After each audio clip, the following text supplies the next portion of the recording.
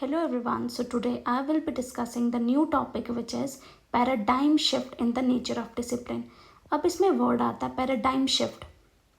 इसका मतलब है कि कैसे एक फंडामेंटल चेंज लाया जाए, कि कैसे हम चीज़ों को समझते हैं, स्ट्रक्चर के अप्रोच को समझते हैं, कंटेंट को समझते हैं और कैसे एक टीचर एजुकेशनल सब्जेक्ट्स को डिलीवर करता है। ठीक है, ये शिफ्ट जो है वो बताता है कि कैसे ट्रेडिशनल रिजिड मॉडल से हम फ्लेक्सिबल मॉडल की तरफ जाते हैं, कैसे स्टूडेंट सेंट्रिक अप्रोच हम अपनाते हैं, कैसे हम रेलेवेंट अप्रोचेस को जो है वो रेलेवेंट अप्रोचेस को कैसे हम बच्चों तक पहुंचाते हैं रेलेवेंट अप्रोचेस को लेकर। ठीक है, अब ये बोलता है कि कैसे एक टीचर सेंट्रिक से हम लर्नर सेंट्रिक अप्रोच की तरफ जाते हैं, जिसकी वजह से लर्नर में क्या होता है, वो एम्फसाइज करता है critical thinking.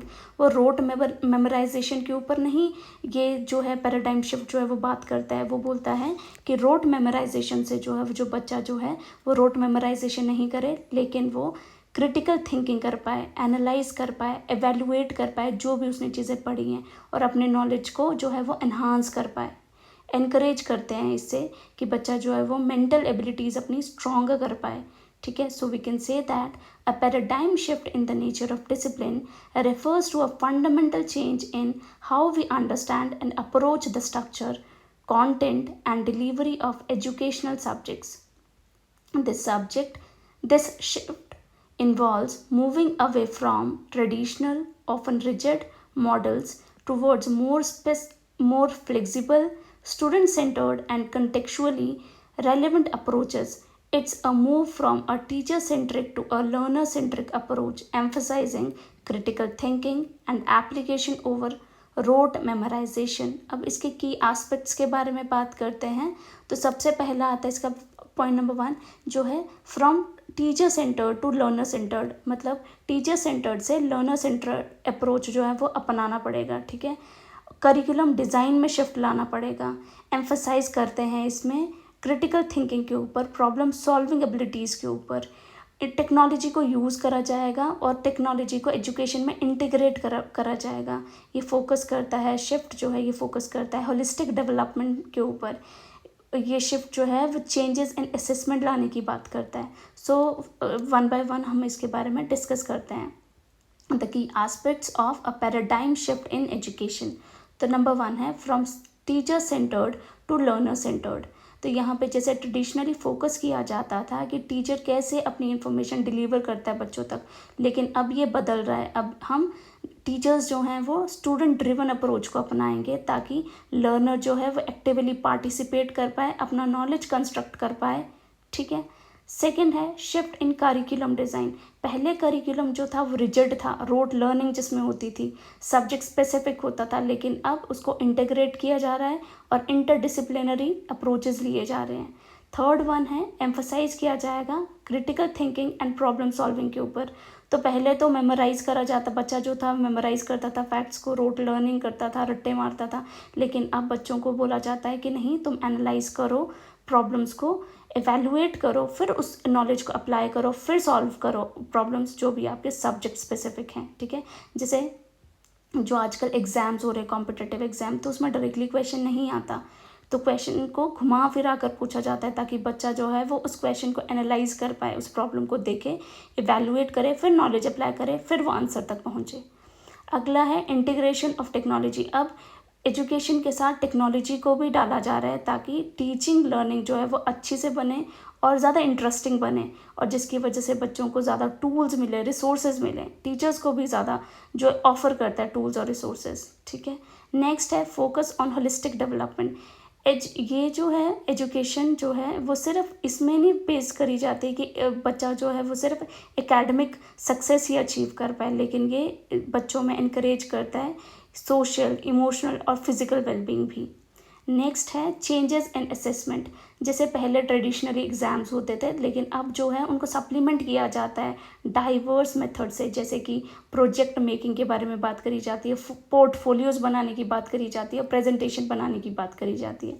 So we can say that number 1 is from teacher centred to learner centred approach.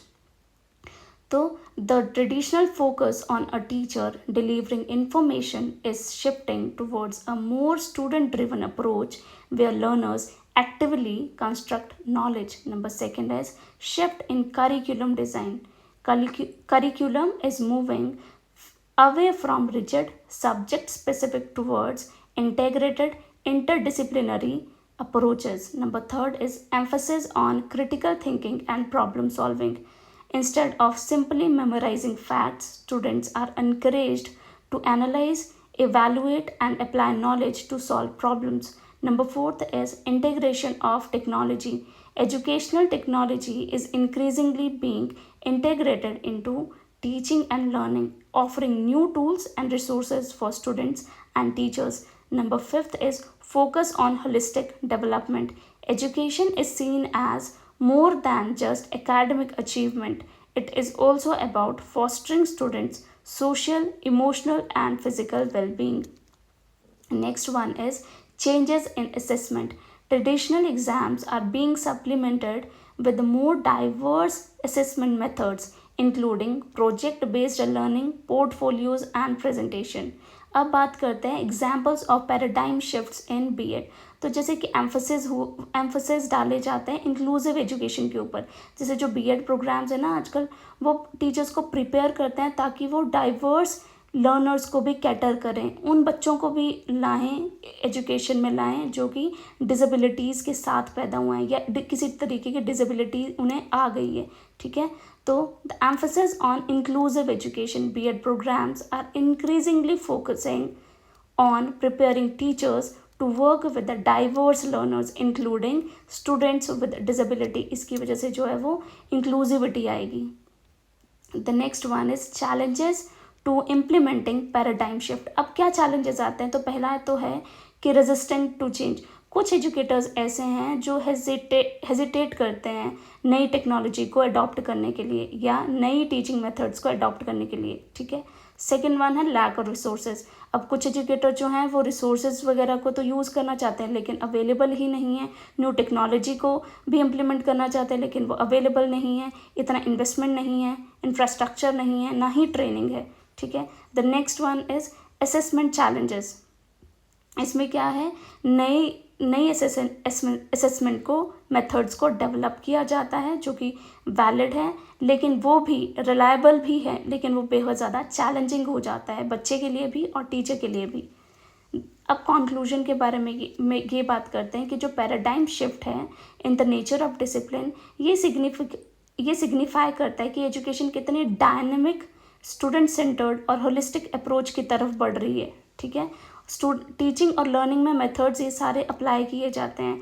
इस शिफ्ट की वजह से टीचर को क्या करना चाहिए, एजुकेटर्स को क्या करना चाहिए, उनको अडाप्ट करना चाहिए, इनोवेट करना चाहिए। ठीक है, और नए आइडियाज़ को एम्ब्रेस करना चाहिए, नई टेक्नोलॉजी को एम्ब्रेस करना चाहिए ताकि वो अच्छे से नॉलेज जो है वो बच्चों में इम्पार्ट कर सकें। So we can say that challenges to implementing paradigm shift. Number one is a resistance to change. Some educators may be hesitant to adopt new teaching methods. Number second is lack of resources. Implementing new technologies and approaches may require significant investment in infrastructure and training. Number third is assessment challenges. Developing new assessment methods that are valid and reliable can be challenging.